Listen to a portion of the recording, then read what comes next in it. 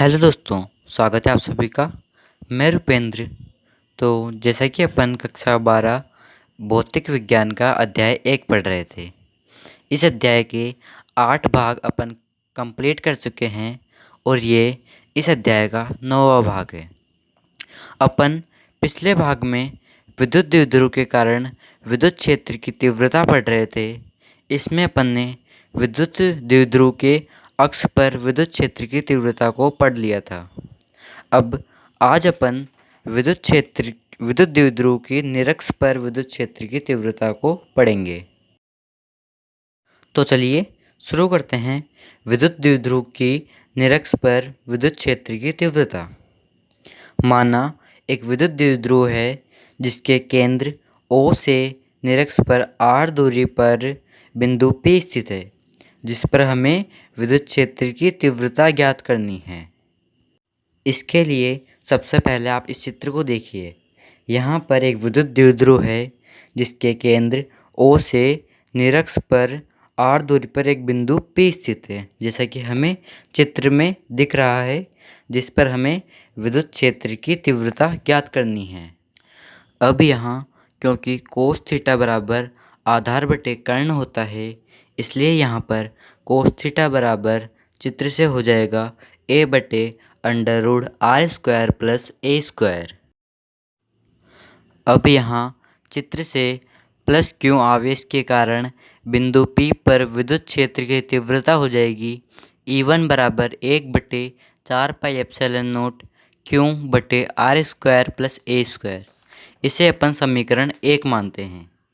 और minus q आवेश के कारण बिंदु P पर विद्युत क्षेत्र की तीव्रता हो जाएगी E2 बराबर 1/4 पाई एप्सिलॉन नोट q बटे r square plus a square. इसे अपन समीकरण 2 मानते हैं। समीकरण 1 व 2 से हमें प्राप्त होता है कि E1 बराबर E2 है, अर्थात प्लस q आवेश के कारण बिंदु P पर विद्युत क्षेत्र की तीव्रता और माइनस q आवेश के कारण बिंदु P पर विद्युत क्षेत्र की तीव्रता समान है। समीकरण 1 व 2 से स्पष्ट है कि E1 व E2 का परिमाण समान है, जबकि दिशा भिन्न भिन्न है। अतः इनका घटकों में वियोजन करने पर हमें इस चित्र के अनुसार प्राप्त होगा। अब अपन इस चित्र में देख सकते हैं कि यहाँ पर E1 व E2 के घटक लिए हुए हैं। यहाँ पर E1 के घटक है E1 साइन थीटा और E1 कोस थीटा, और E2 के घटक है E2 साइन थीटा और E2 कोस थीटा।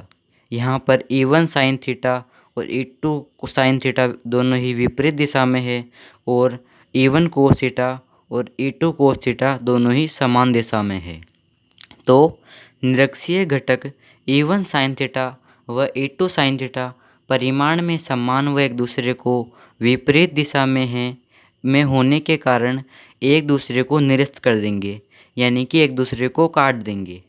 जबकि अक्षीय घटक E1 कोस थीटा एवं E2 कोस थीटा परिमाण में समान व एक ही दिशा में होने के कारण आपस में जुड़ जाते हैं, यानी प्लस हो जाते हैं। अतः परिमाण में विद्युत क्षेत्र की तीव्रता हो जाएगी E बराबर E1 cos theta plus E2 sine theta.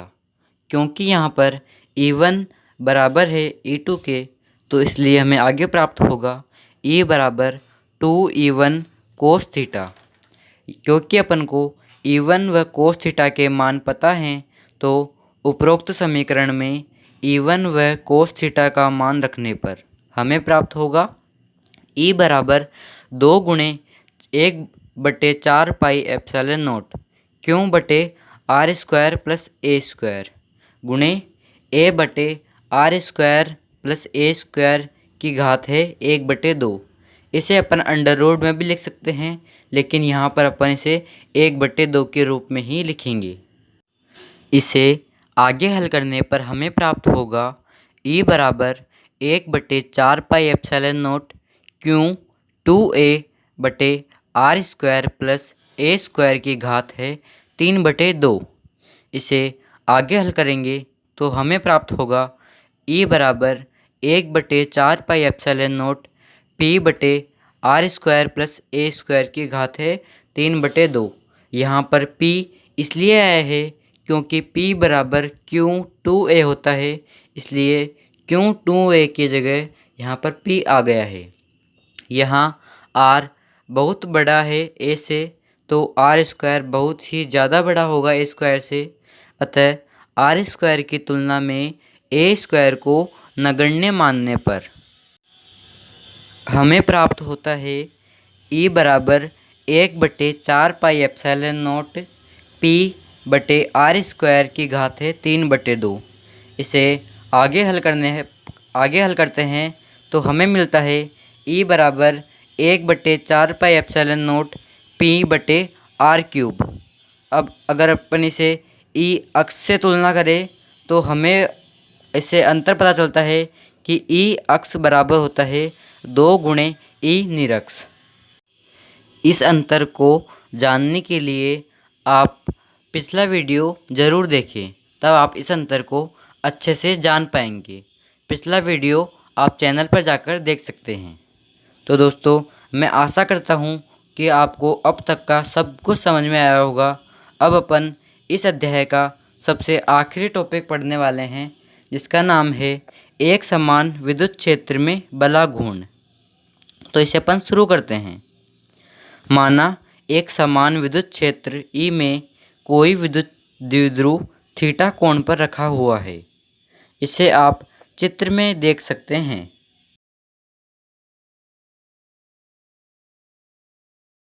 मैं आशा करता हूँ कि आप चित्र को अच्छे से देख चुके होंगे।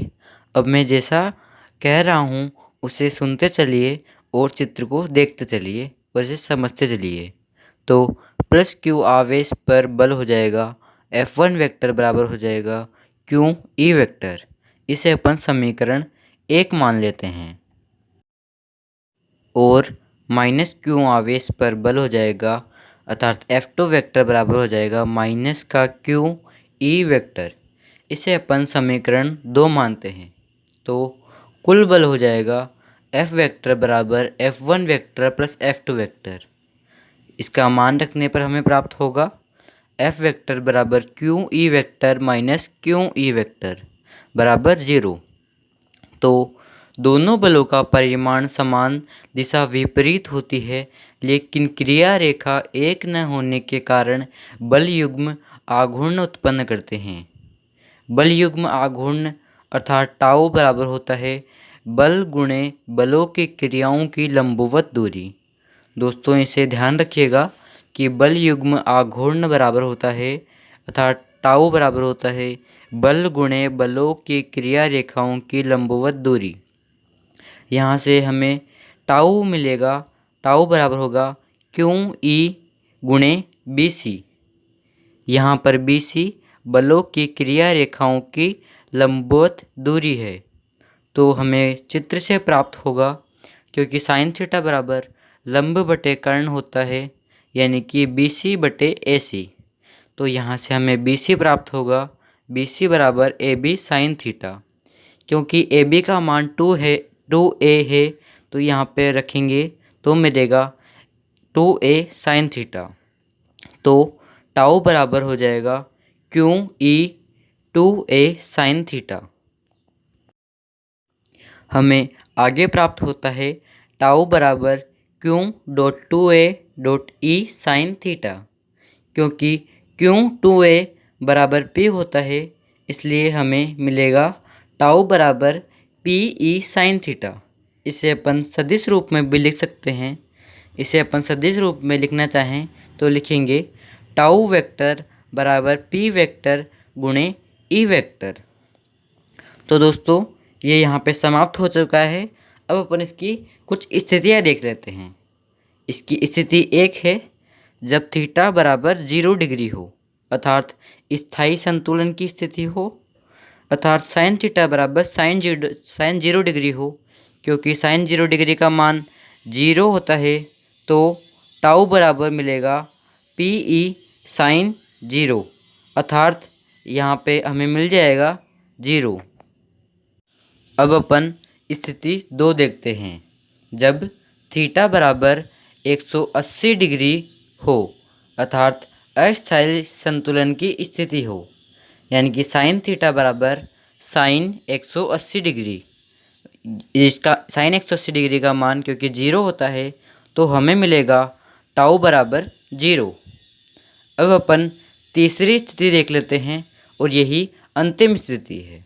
जब थीटा बराबर 90 डिग्री हो तो हमें मिलेगा साइन थीटा बराबर 1 अर्थात टाउ बराबर मिलेगा PE। तो दोस्तों आज का ये भाग यहीं पर समाप्त होता है और ये अध्याय भी यहीं पर समाप्त होता है। अब अपन मिलते हैं अगले अध्याय के साथ। तो दोस्तों अगर आपको ये वीडियो अच्छी लगी हो तो आप वीडियो को लाइक कर दीजिएगा, इसे आप शेयर कर दीजिएगा और दोस्तों चैनल को सब्सक्राइब करना मत भूलना। Thanks for watching. और दोस्तों बेल आइकन भी प्रेस कर लीजिएगा ताकि जब भी अगले अध्याय का वीडियो आएगा तो आपको नोटिफिकेशन मिल जाएगी।